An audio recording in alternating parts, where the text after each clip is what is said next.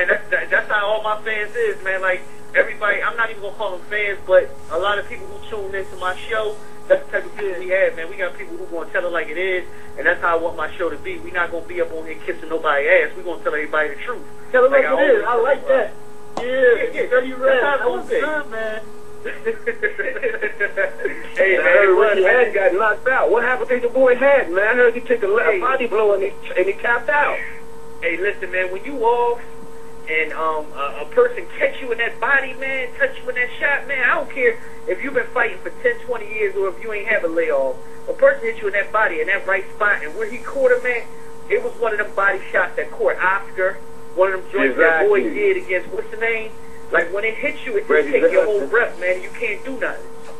Hey, that's what I was telling people who thought when Bernard knocked Oscar out, that was a fluke. I said, man, you get caught, right? He caught that dude in the right place, right where he lives at. I said, man, you gonna tap out. I say, you don't know how that feel if you ain't never had it. Hey, listen, I done caught a few of them joints.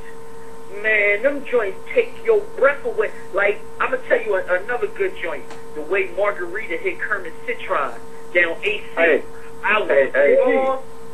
He still got some flaws that, you know, is going to take somebody to bring him out of him. He still lunges a lot. He still, at points in time, put his feet together. That's the shit that people don't peep. He put his feet together sometimes. And when you put your feet together, that's the same way Simon Brown got at Terry Norris, because Terry Norris kept putting his feet together. He kept knocking him down with that. Trust me, it's going to be somebody that's going to explode. If somebody can stand there and withstand that and withstand his power, which may not be a lot of people, that can take that power.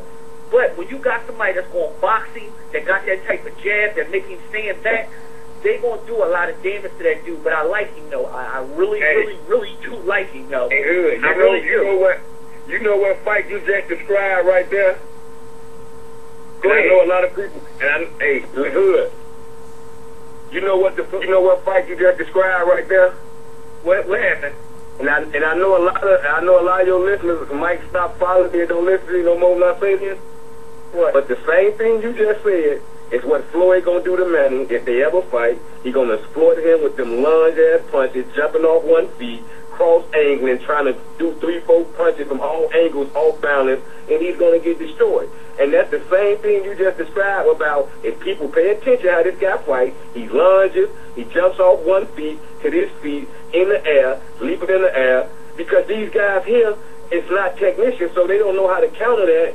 You know what I'm saying? The only people who really have technician skills that he has fight is Marquez. And if he ever fight Floyd, that'll be the only 2 technicians that he ever fought from a pinpoint accurate position that'll pinpoint that and capitalize off of it.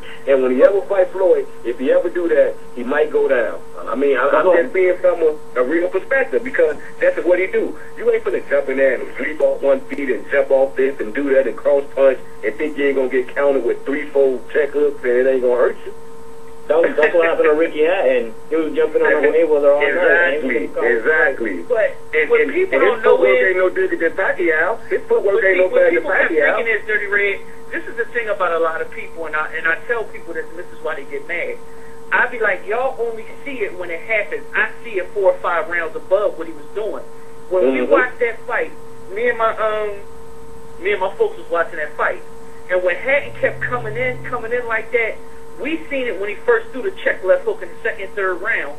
That's what he was going to knock him out with. We seen it when he coming. He set the trap for him all night. Every time he kept backing up, he'll throw the jab in, touch him up to the stomach, come back in, shoot the straight right. But every time he'll come back in, he'll take that step back, catch him lunging in with the check left hook. And then like when he was laying the trap the whole fight. Yeah, From the 3rd to 10th on, he was setting him up for that punch all night long. And that's what happened. And a lot of people say, oh, that's a lucky punch. The same thing with Danny Garcia. Oh, that's a lucky punch. What y'all don't see is that from the 1st round on, Danny Garcia was throwing the same punch. He just kept trying to catch him. Every time he would throw the left hook at him. So then when he caught him coming out the exchange, he taught something that I've been taught, that we all been taught since we was 4 or 5 years old. When you catch him close, you throw. You throw the left hook. And that's what he did, and that's what he caught him with. And that's why people get up. Yeah, go ahead.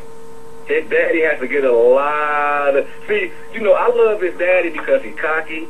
He a straight shooter, and he don't bite his punches. I mean, I got a lot of respect for Angel Garcia because he tells it like it is, and he a trooper. And you ain't finna make him back down. And see, that's why guys like Angel Garcia and Roger Mayweather never get trainer of the year, because they not what the writers want to write about. Because they talk what they say, they feel how, I mean, they say what they feel, and they talk what they want, and no matter who they standing to. So when you ain't kissing up to the establishment ass, or you ain't cooperating when they want to interview you, they ain't gonna never vote for you because they think you arrogant. So that's why you ain't gonna never see Roger or Angel Garcia get them type of recognition, because I love Andre Ward, but in reality, that year Andre Ward and Danny Garcia had, you could say they both had outstanding. It could have went either way, because Danny Garcia beat Barry Hunter.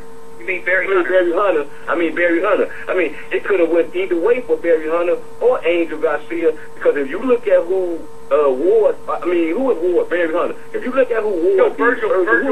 I'm sorry. If you look at who Andre Ward fought, and then you look at who Danny Garcia fought, they all fought top caliber fighters, and they all won. And Danny Garcia came out of nowhere, and he was always the underdog. Andre Ward was always favored to do what he did. Danny Garcia went to every fight as the underdog, and he did it in overwhelming fashion. So, hands down, you could have tapped Angel Garcia for training of the year if you're going off resume on the people who they fought, based off, quote-unquote, what the experts say who's supposed to be great and who's supposed to be good, because his resume is just as good as his if you based off what they say.